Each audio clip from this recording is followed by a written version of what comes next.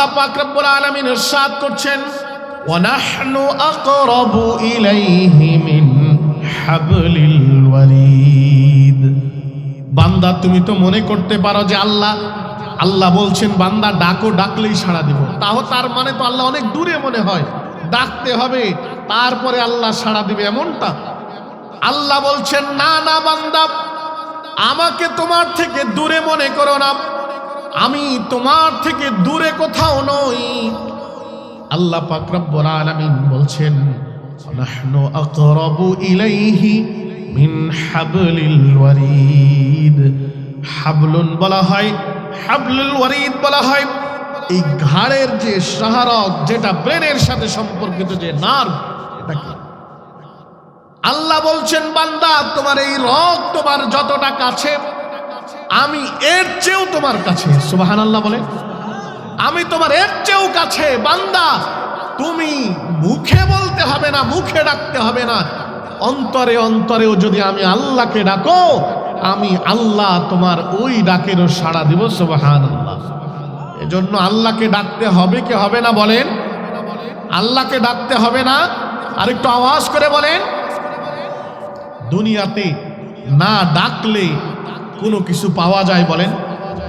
আপনার খাবারের প্রয়োজন, বাড়িতে গিয়ে যদি চুপচাপ থাকেন, কোনো কথা বলছেন না, আপনার স্ত্রী কি আপনার সামনে খাবার বেড়ে দিবে?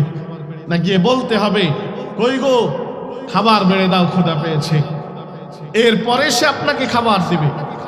ছোট্ট বাচ্চা, অল্প বয়স, কান্নাকাটি ছাড়া আর কিচ্ছু জানে না, 1-1.5 বছর এর আগে বাচ্চার যে বয়স থাকে, এই বয়সে বাচ্চা কান্নাকাটি ছাড়া আর কিছু করতে পারে? ক্ষুধা লাগলেও কাঁদে, পেশাবের চাপ দিলেও কাঁদে, এরপরে প্রাকৃতিক ডাক সেরে ফেললেও কাঁদে, কোনো কিছুতে আঘাত লাগলেও কাঁদে, যা কিছু করে সব কিছুতেই শুধু কাঁদে। কাঁদা ছাড়া আর অন্য কোনো কাজ আছে? কিন্তু আল্লাহ পাক রব্বুল আলামিন মায়ের অন্তরের মধ্যে আল্লাহ একটা সেন্সর বসিয়ে দিয়েছেন। সন্তান কাঁদলে মা সন্তানকে দুধ খাওয়ায়। কথা বলেন ঠিক কিনা?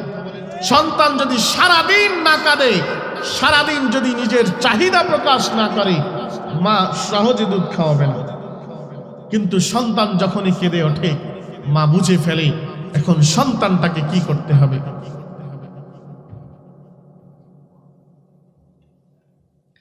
সন্তান যখনই কাঁদে, মা বুঝে ফেলে এখন সন্তানটাকে হয়তো খাবার দিতে হবে, নয়তো সন্তানটা পেশাব করে বিছানা ভিজিয়ে দিয়েছে, পরিবর্তন করে দিতে হবে। সন্তান কান্নার মাধ্যমে মাকে ডাকে, মা সাথে সাথেই ডাকে সাড়া দেয়। আবার গভীর রজনীতে সন্তান ঘুমিয়ে আছে, মা গভীর ঘুমে আচ্ছন্ন, বাবাও গভীর ঘুমে আচ্ছন্ন। সন্তানটা হঠাৎ ডুকরে কেঁদে ওঠে। সন্তানের গলার আওয়াজ, গলা থেকে কান্নার আওয়াজ বের হতে দেরি হয়, মার ঘুম ভাঙতে দেরি হয় না। মার ঘুমটা ভেঙে যায়। ঘুম ভাঙার সাথে সাথে মা দেরি করে না, সন্তানটার শরীরে একবার হাত দেয়, একবার বিছানায় হাত দেয়। সন্তানটার কি প্রয়োজন বোঝার চেষ্টা করে। সন্তানের প্রয়োজন যখন বুঝতে সক্ষম হয়ে যায়, সন্তান ওই একটা কান্নার কারণে সন্তানের যা প্রয়োজন সব প্রয়োজন কিন্তু মা পূরণ করে দেয়। যা কিছু প্রয়োজন হয়, ওই যে একবার কেঁদে উঠেছে, মা সব প্রয়োজন পূরণ করে দেয়। সন্তানটা যখন ধীরে ধীরে বড় হয়, বড় হতে থাকে, এরপরেও মায়ের মহব্বত সন্তানের মহব্বত মার অন্তরে বাড়তে থাকে। দেখবেন সন্তান যখন বড় হয়ে যায়, মাকে যদি দূরে থাকে সন্তান, প্রতিদিন মায়ের খোঁজ না নিলে মা অভিমান করে যে বড় হয়ে গেছো, অনেক বড় হয়ে গেছো, মাকে ভুলে গেছো, মাকে আর ডাকো না, মার খোঁজ খবর নাও না। কথা বলেন ঠিক কি না? সন্তান যতই বড় হোক, যদি বৃদ্ধ হয়ে যায়, মাকে যদি না ডাকে, মায়ের খোঁজ খবর যদি না নেয়, মা অভিমান করে, রাগ করে, গোসা করে। কারণ কোরআনের মজমা, কোরআনের মাহফিল যেখানে কায়েম হয়ে যায়, আল্লাহ পাক রব্বুল আলামিনের রহমতের ফেরেশতারা এই মাহফিলের চতুর্দিকে বেষ্টন করে কাঁধের উপরে ভর দিতে দিতে আসমান পর্যন্ত পৌঁছে যায়, আরশে আজিম পর্যন্ত পৌঁছে যায়। ফেরেশতাদের বেষ্টনী দেখার পরে আল্লাহ পাক রব্বুল আলামিন জিজ্ঞেস করেন, ফেরেশতারা, আমি তো তোমাদেরকে বিভিন্ন কাজে বিভিন্ন দায়িত্ব নিয়োজিত রেখেছি, কিন্তু তোমরা কেন এভাবে বেষ্টন করে গোল হয়ে ঘিরে আছো, এমনটা কেন? ফেরেশতারা আল্লাহর কাছে বলে, রব্বুল আলামিন, দুনিয়ার মধ্যে একদল মানুষ এই গভীর রজনীর কনকনে শীতে বসে বসে আপনার বড়ত্বের কথা আলোচনা করছে, আপনার বড়ত্বের কথা, আপনার মূল্যের কথা, আপনার পবিত্রতার কথা আলোচনা করছে। আল্লাহ রব্বুল আলামিন আপনার বড়ত্বের কথা এই কনকনে শীতের মধ্যে বসে গুটি কয়েক মানুষ আলোচনা করছে আর শুনছে। রব্বুল আলামিন তখন ফেরেশতাদেরকে বলে, ফেরেশতারা, তারা আমার কাছে কি চায়, তারা কেন এমনটা করছে? ফেরেশতারা বলে, আল্লাহ, ওই বান্দারা আপনার সন্তুষ্টি চায়, জাহান্নাম থেকে মুক্তি চায়, জান্নাতের সুখ শান্তি তাদের চাওয়া। আল্লাহ পাক রব্বুল আলামিন বলে, ফেরেশতারা, তোমরা কি জানো আমার ওই বান্দারা কি আমার জাহান্নামের শাস্তি আযাবকে দেখেছে নাকি? ফেরেশতারা বলে, আল্লাহ, ওই বান্দারা আপনার জাহান্নামের আযাব দেখে নাই। আল্লাহ পাক রব্বুল আলামিন জিজ্ঞেস করেন, তারা কি জান্নাতের নাজ ও নেয়ামতগুলোকে দেখেছে নাকি? ফেরেশতারা বলে, আল্লাহ, তারা তো জান্নাতের নাজ নেয়ামতগুলোকেও দেখে নাই। আল্লাহ পাক রব্বুল আলামিন আবার ফেরেশতাদেরকে জিজ্ঞেস করেন, তারা কি আমি আল্লাহ পাক রব্বুল আলামিনকে কখনো দেখেছে কিনা? ফেরেশতারা উত্তর করে, না আল্লাহ, তারা আপনাকেও দেখে নাই, আপনার জাহান্নামও দেখে নাই, আপনার জান্নাতও তারা দেখে নাই। কিন্তু আপনার জাহান্নাম না দেখে আপনি যে বলেছেন জাহান্নাম আছে, জাহান্নামের আযাব আছে, শাস্তি আছে, এটা তারা বিশ্বাস করে, আমরা বিশ্বাস করি না। আপনি যে বলেছেন জান্নাত আছে, জান্নাতের মধ্যে আল্লাহ পাক রব্বুল আলামিন বিভিন্ন প্রকারের শান্তির ব্যবস্থা করে রেখে দিয়েছেন, আপনার এই কথাই তারা বিশ্বাস করেছে। আল্লাহ পাক রব্বুল আলামিন তখন ফেরেশতাদেরকে সাক্ষী রাখে, ফেরেশতারা, তোমরা সাক্ষী থাকো, তোমরা সাক্ষী থাকো, তোমরা সাক্ষ্য দিও, আমার যেই বান্দারা ওই কোরআনের মাহফিলে একত্রিত হয়েছে, আমার বড়ত্বের কথা আলোচনা করছে এবং শুনছে, আমি ওই বান্দাদের সমস্ত জীবনের সমস্ত গুনাহগুলোকে মাফ করে দিলাম। শুধু এতটুকুতেই ক্ষান্ত নয় মুসলমান, আল্লাহ পাক রব্বুল আলামিন বলে, ফেরেশতারা, সাক্ষী থেকো, আমার যেই বান্দারা আমি আল্লাহকে দেখে নাই, আমার জাহান্নামের শাস্তিও তারা প্রত্যক্ষ করে নাই, জান্নাতের নাজ ও নেয়ামতগুলোকেও তারা দেখে নাই, এত কিছু না দেখার পরেও, স্পর্শ না করেও, অথবা নিজের বাস্তব দৃষ্টিতে না দেখেও, যারা আমার জাহান্নামের ভয়ে কম্পমান, তোমরা সাক্ষী থেকো, আমি ওই বান্দাদেরকে আমার জাহান্নামের আযাব থেকে মুক্তির ঘোষণা করে দিচ্ছি। সুবহানাল্লাহ। তোমরা সাক্ষী থেকো, যারা আমি আল্লাহর জান্নাতের নাজ ও নেয়ামতকেও দেখে নাই, জান্নাতের শাস্তিও দেখে নাই, এরপরেও জান্নাতের আশায় আমি আল্লাহর কাছে তারা দোয়া করতে, আমি আল্লাহর কাছে তারা দোয়া করছে। ফেরেশতারা, তোমরা সাক্ষী থেকো, কাল কিয়ামতের মাঠে আমি ওই বান্দাদের জন্য জান্নাতের ব্যবস্থা করে দিব। সুবহানাল্লাহ। আর সবচেয়ে বড় কথা, একজন মুমিনের জন্য সবচেয়ে বড় চাওয়া, পরম চাওয়া, পরম পাওয়া যেটা মুমিনের জন্য হয়, আল্লাহ পাক রব্বুল আলামিন তাও দেওয়ার ঘোষণা দেন, বান্দারা তোমরা সাক্ষী থেকো, ওই বান্দারা আমি আল্লাহর সন্তুষ্টি চাই, আমি আল্লাহ পাক রব্বুল আলামিন ওই বান্দাদের উপরে সন্তুষ্ট হয়ে গেলাম। সুবহানাল্লাহ। আর একটু আওয়াজ করে বলেন না সুবহানাল্লাহ।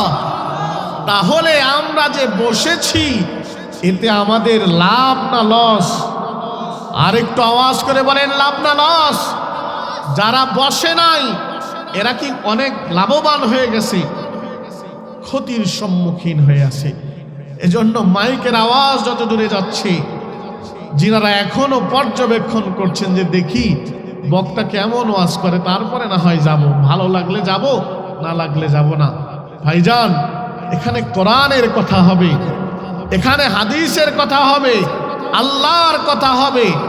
বক্তা যেমনই বলুক, আপনি যদি একটু ধৈর্য নিয়ে বসে বসে শুনতে পারেন, তাহলে আপনার আমল নামায় কোরআনের সাথে সম্পর্ক রাখার সওয়াব লিপিবদ্ধ হয়ে যাবে।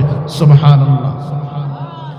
এজন্য যতক্ষণ অল্প সময় আলোচনা করব, রাত অনেক হয়ে গেছে, যতক্ষণ আলোচনা হয় বসে বসে মনোযোগ সহকারে শুনবেন তো ইনশাআল্লাহ?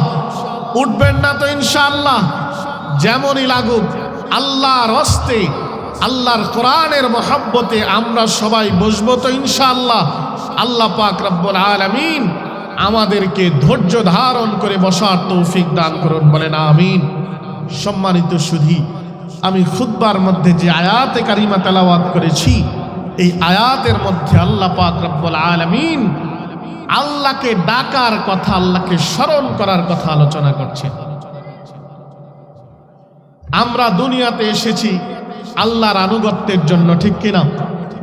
আল্লাহর আনুগত্যের জন্য। আল্লাহর আনুগত্যই আমাদের একমাত্র লক্ষ্য উদ্দেশ্য। পৃথিবীতে যা কিছু করছি, চাকরি বাকরি, ব্যবসা বাণিজ্য, ক্ষেত খামার, অফিস আদালত, যা কিছু করি, সংসার, সব কিছুর মূলে আল্লাহর আনুগত্য আমাদের মূল উদ্দেশ্য। বান্দা যখন আল্লাহর আনুগত্যের বাইরে চলে যায়, বান্দার কাজ কর্মগুলো যখন আল্লাহর আনুগত্যের বাইরে চলে যায়, বান্দার জীবনটা তখন এলোমেলো হয়ে যায়। আর বান্দা যদি তার প্রতিটা কাজে, প্রতিটা মুহূর্তে, প্রতিটা ধাপে আল্লাহর আনুগত্যের মধ্যে নিজেকে সীমাবদ্ধ রাখতে পারে, আল্লাহ পাক রব্বুল আলামিন ওয়াদা দিচ্ছেন, আল্লাহ পাক রব্বুল আলামিন ওয়াদা দিচ্ছেন, ইন্নাল্লাযীনা ক্বালু রাব্বুনাল্লাহু সুম্মা ইসতাকামু তাতানাজ্জালু আলাইহিমুল মালাইকা আল্লা তাখাফু ওয়ালা তাহজানু ওয়া আবশিরু বিল জান্নাতিল্লাতী কুনতুম তুআদুন। আল্লাহ পাক রব্বুল আলামিন জানিয়ে দিচ্ছেন, বান্দা, আমি তোমাদেরকে দুনিয়াতে পাঠিয়েছি আমার আনুগত্যের জন্য। আমার আনুগত্যের মধ্যে ঢোকার পরে যদি তোমরা এতে ইস্তেকামাত থাকতে পারো, দৃঢ়পথ থাকতে পারো, আনুগত্যকে আঁকড়ে ধরতে পারো, আল্লাহ বলছেন তাতানাজ্জালু আলাইহিমুল মালাইকা, তোমাদের সংরক্ষণের জন্য, হেফাজতের জন্য আমি আসমান থেকে ফেরেশতা পাঠিয়ে দিব। সুবহানাল্লাহ। আসমান থেকে ফেরেশতা চলে আসবে। বদরের যুদ্ধের ঘটনা জানেন না? আল্লাহর রাসূল মাত্র ৩১৩ জন সাহাবী নিয়ে যুদ্ধের ময়দানে অবতীর্ণ হয়েছেন। আল্লাহর রাসূলের বিপরীত পক্ষে ১০০০ সৈন্য। রাসূলের কাছে ভালো তরবারিও নাই। খেজুরের ডাল হাতে নিয়ে সাহাবায়ে কেরাম যুদ্ধের ময়দানে নেমেছে। ওদিকে কুরাইশ কাফেরেরা ঘোড়ার উপরে সওয়ার হয়ে, তদানীন্তন যুগের আধুনিক অস্ত্র শস্ত্রে সজ্জিত হয়ে রাসূলের বিরুদ্ধে বদর প্রান্তরে এসে উপস্থিত। আল্লাহর রাসূল সাল্লাল্লাহু আলাইহি ওয়াসাল্লাম আল্লাহর উপরে ভরসা করে আল্লাহর সন্তুষ্টিকে সামনে রেখে যখন বদর প্রান্তরে ওই মক্কার কুরাইশ কাফেরদের মুখোমুখি হয়েছে, আল্লাহ পাক রব্বুল আলামিন আসমান থেকে সবুজ পাগড়ি পরিহিত ফেরেশতা দুনিয়াতে পাঠিয়ে দিয়ে 1000 আধুনিক অস্ত্র শস্ত্রে সজ্জিত বাহিনীকে আল্লাহ শোচনীয় পরাজয় দান করেছে। এই ইতিহাস পৃথিবীতে আছে যে বান্দা তুমি যদি আমার সন্তুষ্টির লক্ষ্যে আমার আনুগত্যে ঢুকতে পারো, এরপরে এর উপরে ইস্তেকামাত দৃঢ় পথ থাকতে পারো, আমি ওয়াদা করছি তাতানাজ্জালু আলাইহিমুল মালায়েকা, আসমান থেকে ফেরেশতা পাঠিয়ে দিবে। এর পরবর্তী অংশে আল্লাহ বলছেন আল্লাহ তাখাফু ওয়ালা তাহজানু ওয়া আবশিরু বিল জান্নাহ। আল্লাহ পাক রব্বুল আলামিন জানিয়ে দিচ্ছেন বান্দা লা তাখাফু, আমার আনুগত্যের মধ্যে ঢোকার পরে এর উপরে যদি ইস্তেকামাত থাকতে পারো, লা তাখাফু, তোমার কোনো ভয় নাই। পৃথিবীর সমস্ত শক্তি যদি একত্রিত হয়ে যায়, তুমি আল্লাহর আনুগত্যের মধ্যে ঢুকে গেছো, আল্লাহকেই একমাত্র রব হিসাবে বিশ্বাস করেছো, পৃথিবীর সমস্ত শক্তি যদি তোমার ক্ষতি করার চেষ্টা করে, তোমার একটা চুল পর্যন্ত তারা বাঁকা করতে পারবে না। এজন্য আল্লাহ বলছেন লা তাখাফু, তোমার কোনো ভয় নাই, ওয়ালা তাহজানু, কোনো পেরেশানি নাই, ওয়া আবশিরু বিল জান্নাহ, বান্দা চরম পরম কাঙ্ক্ষিত তোমার যে গন্তব্য, আল্লাহ পাক রব্বুল আলামিন সুসংবাদ দিচ্ছেন, ওয়া আবশিরু, সুসংবাদ গ্রহণ করো। আমি আল্লাহর আনুগত্যে ঢোকার পরে যদি এর উপরে দৃঢ় পথ থাকতে পারো, আল্লাহ পাক রব্বুল আলামিন বলছেন কিয়ামতের মাঠে তোমার জন্য জান্নাত অপেক্ষা করছে। সুবহানাল্লাহ। এজন্য আল্লাহর আনুগত্য হলো আমাদের মূল লক্ষ্য, ঠিক কি না? আনুগত্যের বাইরে আর কোনো লক্ষ্য আমাদের আছে? আল্লাহর আনুগত্যের বাইরে আর কোনো রাস্তা আমাদের আছে? আল্লাহর আনুগত্যের বাইরে আর কোনো পথ ও পন্থা আমাদের নাই। আমরা মুসলিম, আমরা মুমিন, আমরা একমাত্র আল্লাহর আনুগত্যেই বিশ্বাসী, আমরা আল্লাহর আনুগত্যই করতে চাই, এর বাইরে আমাদের আর কোনো রাস্তা নেই। আল্লাহর আনুগত্য, আল্লাহর সন্তুষ্টি কিভাবে অর্জন হয়? আল্লাহর আনুগত্য আমরা করব আল্লাহর সন্তুষ্টির জন্য। আল্লাহর সন্তুষ্টি অর্জনের বিভিন্ন মাধ্যম আছে, বিভিন্ন মাধ্যমে আল্লাহকে সন্তুষ্ট করা যায়। এর মধ্যে একটা মাধ্যম সম্পর্কে আমি আলোচনা করব ইনশাআল্লাহ। আল্লাহ পাক রব্বুল আলামিন, আমি খুতবার মধ্যে যে আয়াতে কারিমা তেলাওয়াত করেছি, সে আয়াতের মধ্যে আল্লাহ বলছেন ক্বালা রাব্বুকুম উদউনি আস্তাজিব লাকুম, তোমাদের রব তোমাদেরকে বলছেন উদউনি, বান্দা আমাকে ডাকো, আস্তাজিব লাকুম, তোমরা ডাকলেই আমি সাড়া দিব। সুবহানাল্লাহ বলেন। ডাকলেই আল্লাহ কি করবেন? বিশ্বাস হয়। আল্লাহকে ডাকলে যে আল্লাহ সাড়া দেন, বিশ্বাস হয়। আল্লাহ পাক রব্বুল আলামিনকে ডাকলেই আল্লাহ সাড়া দিবেন। কোরআনের এক জায়গায় নয়, আল্লাহ বহু জায়গায় এই কথা বারবার রিপিট করেছেন, বারবার বলেছেন বান্দা আমাকে ডাকো, ডাকলেই আমি সাড়া দেব। আল্লাহ পাক রব্বুল আলামিন ইরশাদ করছেন ওয়া নাহনু আকরাবু ইলাইহি মিন হাবলিল ওয়ারিদ। বান্দা তুমি তো মনে করতে পারো যে আল্লাহ বলছেন বান্দা ডাকো, ডাকলেই সাড়া দিব, তাও তার মানে তো আল্লাহ অনেক দূরে মনে হয়, ডাকতে হবে তারপরে আল্লাহ সাড়া দিবে এমনটা? আল্লাহ বলছেন না না বান্দা, আমাকে তোমার থেকে দূরে মনে করো না, আমি তোমার থেকে দূরে কোথাও নই। আল্লাহ পাক রব্বুল আলামিন বলছেন নাহনু আকরাবু ইলাইহি মিন হাবলিল ওয়ারিদ। হাবলুন বলা হয় হাবলুল ওয়ারিদ বলা হয় এই ঘাড়ের যে শাহরগ, যেটা ব্রেনের সাথে সম্পর্কিত যে নার্ভ, এটাকে আল্লাহ বলছেন বান্দা তোমার এই রগ তোমার যতটা কাছে আমি এর চেয়েও তোমার কাছে। সুবহানাল্লাহ বলে, আমি তোমার এর চেয়েও কাছে। বান্দা তুমি মুখে বলতে হবে না, মুখে ডাকতে হবে না, অন্তরে অন্তরেও যদি আমি আল্লাহকে ডাকো, আমি আল্লাহ তোমার ওই ডাকেরও সাড়া দিব। সুবহানাল্লাহ। এজন্য আল্লাহকে ডাকতে হবে কি হবে না বলেন? আল্লাহকে ডাকতে হবে না? আর একটু আওয়াজ করে বলেন। দুনিয়াতে না ডাকলে কোনো কিছু পাওয়া যায় বলেন? আপনার খাবারের প্রয়োজন, বাড়িতে গিয়ে যদি চুপচাপ থাকেন, কোনো কথা বলছেন না, আপনার স্ত্রী কি আপনার সামনে খাবার বেড়ে দিবে? না গিয়ে বলতে হবে কই গো খাবার বেড়ে দাও, ক্ষুধা পেয়েছে, এরপরে সে আপনাকে খাবার দিবে। ছোট্ট বাচ্চা, অল্প বয়স, কান্নাকাটি ছাড়া আর কিচ্ছু জানে না। 1-1.5 বছর এর আগে বাচ্চার যে বয়স থাকে, এই বয়সে বাচ্চা কান্নাকাটি ছাড়া আর কিছু করতে পারে? ক্ষুধা লাগলেও কাঁদে, পেশাবের চাপ দিলেও কাঁদে, এরপরে প্রাকৃতিক ডাক সেরে ফেললেও কাঁদে, কোনো কিছুতে আঘাত লাগলেও কাঁদে, যা কিছু করে সব কিছুতেই শুধু কাঁদে। কাঁদা ছাড়া আর অন্য কোনো কাজ আছে? কিন্তু আল্লাহ পাক রব্বুল আলামিন মায়ের অন্তরের মধ্যে আল্লাহ একটা সেন্সর বসিয়ে দিয়েছেন। সন্তান কাঁদলে মা সন্তানকে দুধ খাওয়ায়। কথা বলেন ঠিক কিনা? সন্তান যদি সারাদিন না কাঁদে, সারাদিন যদি নিজের চাহিদা প্রকাশ না করে, মা সহজে দুধ খাওয়াবে না। কিন্তু সন্তান যখনই কেঁদে ওঠে, মা বুঝে ফেলে এখন সন্তানটাকে কি করতে হবে।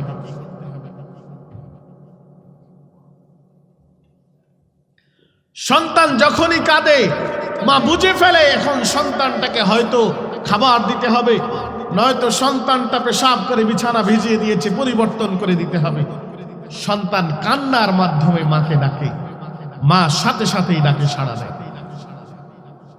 আবার গভীর রজনীতে সন্তান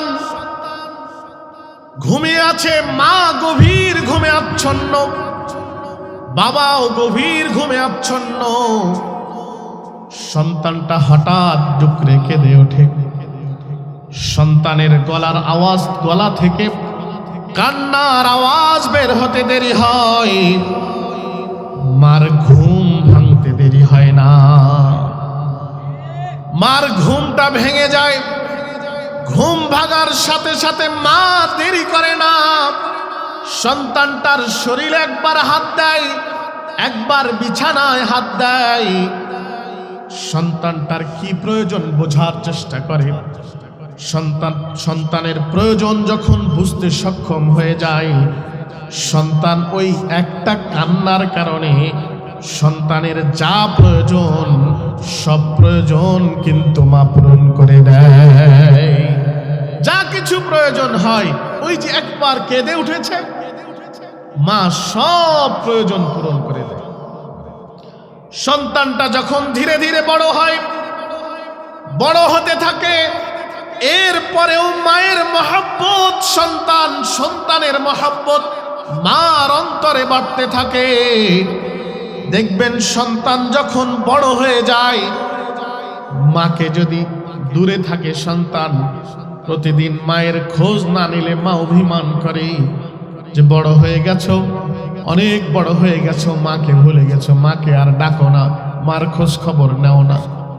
কথা বলেন ঠিক কি না? সন্তান যতই বড় হোক, যদি বৃদ্ধ হয়ে যায়, মাকে যদি না ডাকে, মায়ের খোঁজ খবর যদি না নেয়, মা অভিমান করে, রাগ করে, গোসা করে। কারণ মায়ের মহব্বত চায় সন্তানটা বারবার মাকে ডাকো।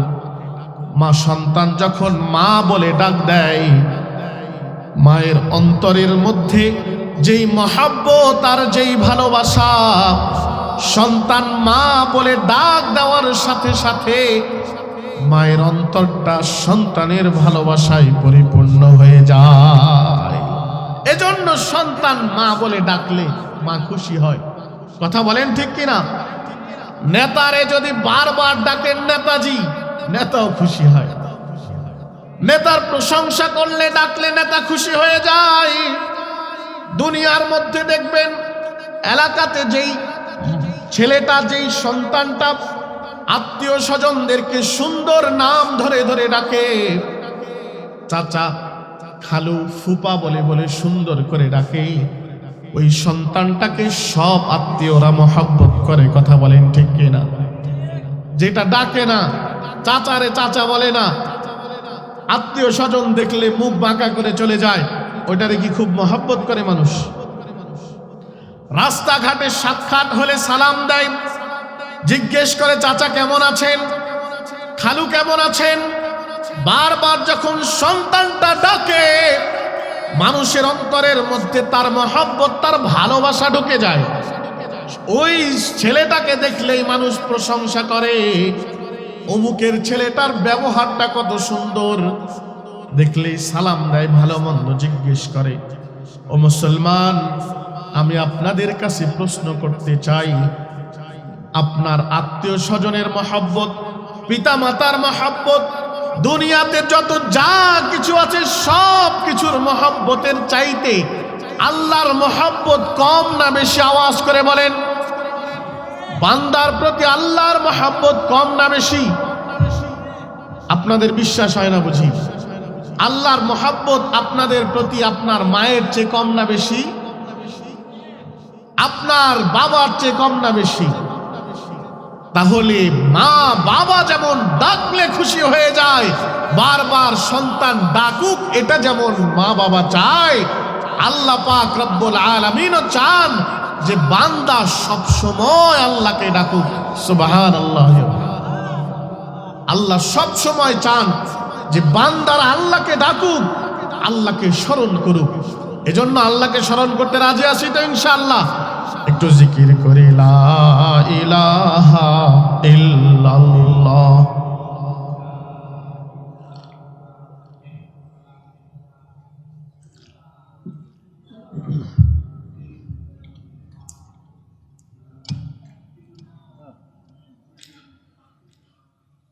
লা ইলাহা ইল্লাল্লাহ মুহাম্মাদুর রাসূলুল্লাহ সাল্লাল্লাহু আলাইহি ওয়াসাল্লাম। সম্মানিত সুধী, বলছিলাম সন্তানের প্রতি পিতামাতার যেমন মহব্বত আছে, সন্তানের প্রতি আত্মীয় স্বজনের যেমন মহব্বত আছে, আল্লাহর মহব্বত এর চাইতে কম না বেশি? এজন্য আল্লাহ চান বান্দা সব সময় আল্লাহকে ডাকুক। আল্লাহ চান বান্দা নীরবে, নিভৃতে, নির্জনে, বান্দা সুখে দুঃখে, সচ্ছলতায় অসচ্ছলতায় সব সময় আল্লাহকে ডাকুক। এটা আল্লাহ চান। এজন্য আল্লাহ পাক রব্বুল আলামিন বলে দিয়েছেন, বান্দা যখন ক্বালা রাব্বুকুম উদউনি আস্তাজিব লাকুম, বান্দা যখন আল্লাহকে ডাকে, আল্লাহ পাক রব্বুল আলামিন ডাকের সাড়া দেন। কেমন সাড়া দেন? একটা ঘটনা আপনাদেরকে শোনাই। মুসলিম শরীফের রওয়ায়াত এসেছে, সাইয়্যিদুনা আব্দুল্লাহ ইবনে ওমর রাদিয়াল্লাহু আনহু হইতে বর্ণিত, তিনি বলেন, পূর্ববর্তী যুগে তিনজন যুবক একটা গহীন জঙ্গল অতিক্রম করছিল, পার করছিল। গহীন জঙ্গল, চতুর্দিকে বন, ঝাপ ঝোপ ঝাড়ে ঘেরা। তিনজন বন্ধু একসাথে অতিক্রম করছে। হঠাৎ প্রচন্ড ঝড়, প্রচন্ড বৃষ্টি। এখন ঝড় বৃষ্টি থেকে বাঁচার জন্য আশ্রয় দরকার। এজন্য তিনজন যুবক বুদ্ধি করে একটা গুহা, পাহাড়ের গোড়ায় বিভিন্ন ধরনের গর্ত গুহা থাকে, এই গুহার মধ্যে গিয়ে আশ্রয় নিয়েছে। ঘটনাক্রমে পাহাড়ের অপর পাশ থেকে একটা বড় পাথর ঝড়ের প্রচন্ড ধাক্কা এসে ওই গুহার যে মুখ ছিল সেই মুখে আটকে গিয়েছে। ভিতর থেকে তিনজন যুবক প্রচন্ড ধাক্কা দেয়, কোনোভাবেই পাথরটাকে সরানো যায় না, পাথরটাকে নড়ানো যায় না। আবার ভিতর থেকে বাইরে যে দেখবে, বাইরের আলো বাতাস কিচ্ছু দেখা যায় না। এমন চরম হতাশাজনক মুহূর্তে যুবকেরা চিন্তা করলো, এই মুহূর্তে একমাত্র আল্লাহ ছাড়া বাঁচানোর মতো কেউ আর অবশিষ্ট নাই, আল্লাহ ছাড়া আর কেউ বাঁচাতে পারে না। এজন্য তিনজন বুদ্ধি করলো যে আমাদের জীবনের যত ভালো কাজ আছে, যত ভালো কাজ আমরা জীবনে করেছি, সেই ভালো কাজগুলো স্মরণ করে করে আল্লাহর কাছে দোয়া করতে থাকে, যদি আল্লাহ আমাদের এই ভালো কাজের কারণে আমাদের উপর থেকে এই বিপদ, এই মুসিবতটাকে দূরে সরিয়ে দেয়, তাহলে আলহামদুলিল্লাহ। তিনজন বুদ্ধি করার পরে প্রথম একজন আল্লাহর কাছে ফরিয়াদ করলো, রব্বুল আলামিন, আমি একজন অতি অসহায় দরিদ্র মানুষ, দিন মজুর ছিলাম, দিনে কামাই করে এনে দিনে খেতাম। আমার বাড়িতে আমার সন্তান ছিল, স্ত্রী ছিল, আবার আমার বৃদ্ধ পিতা মাতাও জীবিত ছিল। আল্লাহ, আমি প্রতিদিন সকালবেলা কাজে বের হয়ে যেতাম, সন্ধ্যাবেলা কাজ থেকে ফিরে আসার পরে আমার বাড়িতে একটা উটনি ছিল, এই উটনির দুধ দহন করতাম। সারাদিনের ক্লান্ত পরিশ্রান্ত শরীর, সারাদিনের ক্লান্তি দূর করে আমি যখন উটনির দুধ দহন করতাম, আমার সন্তানগুলো আমার কাছে এসে হাজারি করত, আমার সন্তানগুলো আমার কাছে এসে কান্নাকাটি করত, বাবা দ্রুত খাবার দাও, ক্ষুধা লেগেছে। আমার স্ত্রীটা এসে আমার কাছে আবদার করত, স্বামী গো, সারাদিন না খেয়ে আছি, খাবার দেন, ক্ষুধা লেগেছে। রব্বুল আলামিন, আমি স্ত্রী সন্তানদেরকে অপেক্ষা করে আমার বৃদ্ধ পিতা মাতা যে ঘরে ছিল, আমি উটনির দুধ দহন করে সর্বপ্রথম আমার পিতা মাতার মুখে দুধের পেয়ালাটা উঠিয়ে দিতাম। সুবহানাল্লাহ। এখনকার সমাজে তো এমন সন্তান দিয়ে ভরপুর, নাকি বলেন? যারা নিজেদের ইনকামের সবটুকু এনে পিতা মাতার হাতে দিয়ে দিবে, এমন সন্তান আমাদের সমাজে এখন অহরহ, নাকি? নাকি পিতা মাতাকে ঘাড় ধাক্কা দিয়ে বাড়ি থেকে বের করে দেয়, এমন সন্তানের সংখ্যায় সমাজে বেশি। কথা বলেন ঠিক কিনা? আজ পিতার বাবারা এসে অভিযোগ করে, হুজুর, সন্তানগুলো কথা শোনে না, একটু পানি পড়া দেন। পানি পড়া দিয়ে কি সন্তান কথা শুনবে? পানি পড়া দিয়ে সন্তানকে বসে আনা যায়? পানি পড়া দিয়ে কি সন্তানকে আনুগত্যে আনা যায়?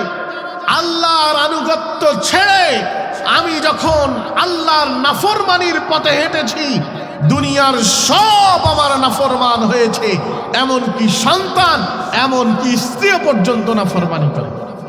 অনেকে এসে অভিযোগ করে, হুজুর, আজ 6 মাস হলো, 40 বছরের সংসার, 6 মাস হলো স্ত্রী রাগ করে আমার সাথে রাত্রে এক বিছানায় শোয় না।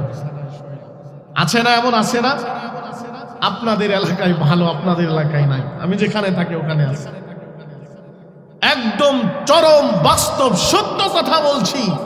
এসে অভিযোগ করে, হুজুর, বিয়ের বয়স 40 বছর। জিজ্ঞেস করলাম, আপনার বয়স কত? হুজুর 70 সুই সুই, 70 হবে হবে ভাব। আমি বললাম, চাচি আম্মার রাগ এখনো এত বেশি যে 6 মাস আপনার বিছানায় আসে না? বললো, হুজুর, বিয়ের পর থেকেই এই অবস্থা। তাহলে এখন আর এমন সন্তান পাওয়া যায় না। স্বামী স্ত্রীর সম্পর্কগুলো আর আগের মতো নাই। আমরা আল্লাহর আনুগত্যের বাইরে যখন সুখ শান্তি খোঁজা শুরু করে দিয়েছি, আল্লাহ পাক রব্বুল আলামিন আমাদের জীবন থেকে সুখ নামক পায়রাটাকে আল্লাহ পাক রব্বুল আলামিন চিরতরে উঠিয়ে দিয়েছে।